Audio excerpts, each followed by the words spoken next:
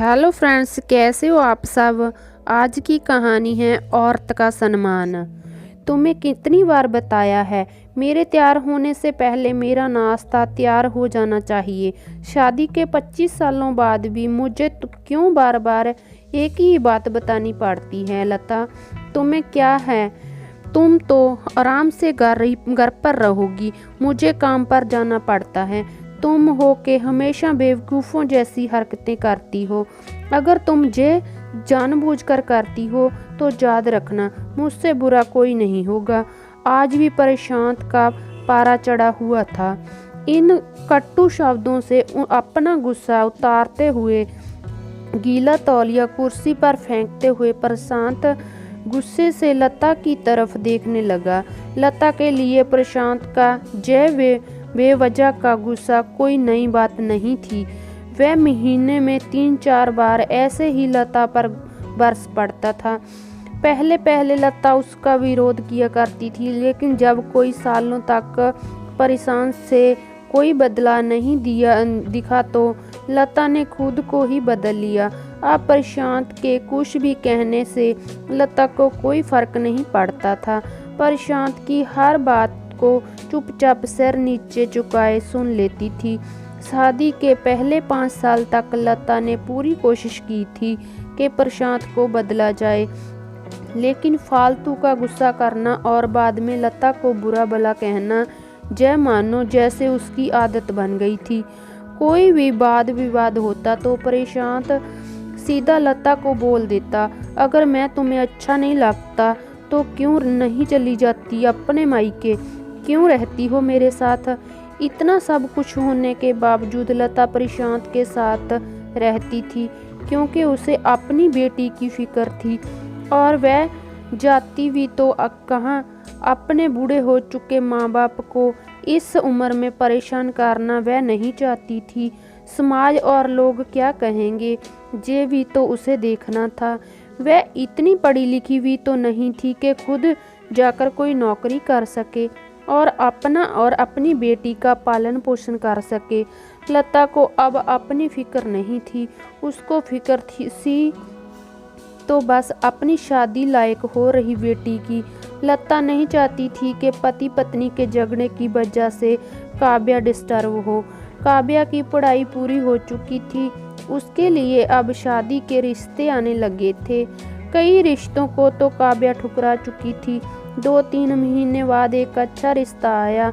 रिश्तेदारी और पहचान के लोगों ने भी लड़के के गुणगान किए थे। प्रशांत एक शाम अपनी बेटी के पास बैठकर उसे बताने लगा, काव्या बहुत अच्छा लड़का है, पढ़ा लिखा है, बड़ा घर है, बहुत अच्छी नौकरी है। ऐसे रिश्ते बार बार नहीं आते बेटा, इस बार मना मत करना।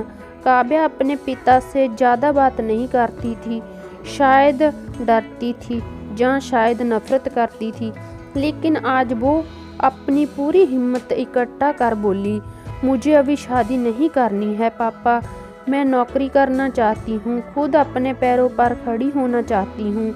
हाँ तो उसमें क्या बड़ी बात है, मैंने लड़के से बात की है, वह तुम्हें किसी बात के लिए नहीं रोकेगा। तुम शादी के बाद भी नौकरी कर सकती हो, वह तुम्हें नौकरी के लिए परमिशन दे देगा। प्रशांत बोला, मेरा नौकरी करना या ना करना उसकी परमिशन पर क्यों डिपेंड रहेगा पापा। काव्या ने पूछा, मैं कह रहा हूँ ना, तुम्हें किसी भी चीज़ की कमी नहीं होगी वहाँ। ऐसे रिश्ते बार बार नहीं आते, इसे ठुकरा मत, बहुत खुश रहेगी तुम वहाँ। प्रशांत बोला, पापा क्या मैं उतनी ही खुश रहूँगी जितनी मम्मी इस घर में खुश हैं। काव्या ने तंज कसते हुए कहा, आज तुम्हारी जुबान कुछ ज़्यादा ही नहीं चल रही। प्रशांत गुस्से से आंखें बड़ी करते हुए बोला, पापा मुझे शादी ही नहीं करनी है, क्योंकि शादी के बाद अगर वह लड़का आपके जैसा निकला तो मैं क्या करूँगी। मुझे आपके जैसा जीवन साथी नहीं चाहिए जो बिना बात के मुझ पर हमेशा ही चिल्लाए। मुझे कुछ भी अपनी पसंद का लेना हो तो 10 बार सोचना पड़े कि कहीं वह नाराज़ ना हो जाए। ऐसी मेरी तबीयत कैसी भी हो उसे परवाह ना हो, रोटी थोड़ी सी मोटी बन जाए तो घर पर सिर पर उठा ले। उसकी चेकबुक ना मिले तो भी मेरा ही दोष, और हर छोटी मोटी बात पर मुझे मायके जाने के लिए कहे। काव्या ने अपना दिल खाली करते हुए पापा से सब कुछ कह दिया। प्रशांत का गुस्सा सातवें आसमान पर था, लेकिन उसने मुंह से एक भी शब्द नहीं फूट रहा था। वो काव्या की बातें सुन रहा था। काव्या इतना ही बोलकर चुप नहीं हुई। आज पहली बार वह अपने पापा के सामने इतना कुछ बोल रही थी। पापा, अपने माँ के साथ हमेशा गलत व्यवहार किया है। आप अपने ऑफिस का गुस्सा बिना सोचे समझे माँ पर उतार देते हैं। कभी इस बात की परवाह भी नहीं की करते कि उन्हें कैसा लगता होगा। अपनी बातें सुन सुन माँ ने अपना स्वाभिमान खो दिया है। प्रशांत आज पहली बार अपने किए बर्ताव को महसूस कर पा रहा था। वो इतना ही बोल पाया, जो तुम्हारा मन है वो करो, मैं तो इतना बुरा हूँ ना। काव्या ने प्रशांत का हाथ पकड़ा और बोलिए पापा, मुझे सिर्फ एक सवाल का जवाब दे दो। क्या आप चाहोगे कि मेरा पति आपके जैसा हो?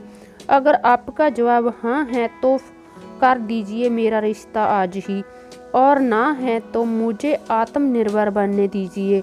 प्रशांत कुछ भी ना बोल पाया और वहाँ से चुपचाप बाहर चला गया। आज उसे लता के सामने जाने से शर्म आ रही थी। चलते चलते उसकी आंखों से आंसू बह रहे थे। प्रशांत ने आज से अपने आप को बदलने का निर्णय किया। अगले दिन लता ने अपने पति के काफी बदला देखा। वह सोचने लगी कि जो हिम्मत काव्या ने दिखाई है, वह हिम्मत अगर मैं पहले ही दिखा देती तो शायद आज परिस्थिति कुछ और होती। अब काव्या पढ़ लिख कर अच्छी नौकरी करने लगी थी और 3 साल बाद उसके लिए एक अच्छा रिश्ता आया। और उसकी विदाई पर प्रशांत बोला, बेटा तू हमेशा खुश रहेगी, क्योंकि तेरा पति तेरे बाप जैसा नहीं है। प्रशांत की ये बात सुनकर लता और काव्या की आंखों से आंसू बहने लगे। दोस्तों, हमारे समाज में औरतों को भले ही देवी का दर्जा दिया जाता हो, लेकिन वह स्वतंत्रता नहीं दी जाती जो उन्हें देनी चाहिए। उन्हें बचपन से ही बताया जाता है कि वह पराया धन है। स्कूल में आने से देर हो जाए तो पिटाई मिलती है। मोबाइल पर बातें करते हुए दिख जाए या खिड़की से झांकते हुए दिख जाए तो शक किया जाता है। माँ बाप का घर तुम्हारा नहीं है, पति का घर ही तुम्हारा घर है। जीवन भर ये बातें बता कर उन्हें ससुराल भेज दिया जाता है, और एक दिन किसी छोटे मोटे झगड़े में ससुराल वालों से उन्हें सुनना पड़ता है कि इस घर को छोड़ दो और मायके चली जाओ। ऐसी स्त्रियों का अपना घर कौन सा है? आखिरकार वह किस घर को अपना कहें? धन्यवाद दोस्तों। अगर आपने मेरे चैनल को सब्सक्राइब नहीं किया है तो चैनल को सब्सक्राइब करें।